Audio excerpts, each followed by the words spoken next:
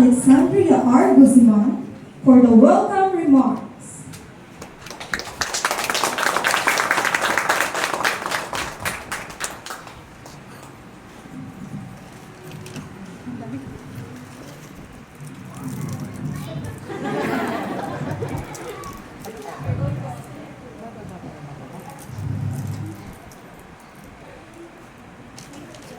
To our respected school head, Dr. Lorna Condes, and to our officer in charge, Ms. Riza F. Lacman, our EDSD Board of Directors, to our beloved class, advisor teacher Hani Arevalo, our dear teachers, non-teaching staff, hardworking parents, esteemed guests, and fellow movers.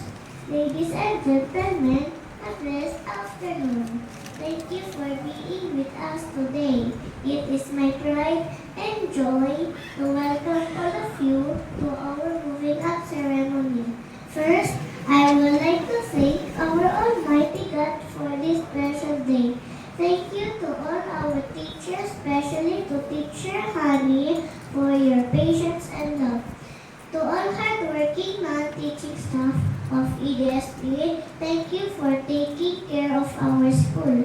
To all my classmates and friends, thank you for the happy times we shared as we learn our lesson each day. To all our dear parents for their love, support, guidance. Lastly, to our beloved school, Escuela de Santo Lucio, thank you for providing us the quality of education we deserve to have.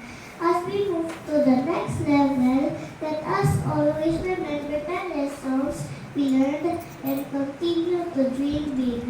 Once again, on behalf of the kindergarten class 2024-2025, I welcome you to our moving up ceremony. Do celebrate this day with us. Thank you very much. Thank you, Latina, for your inspiring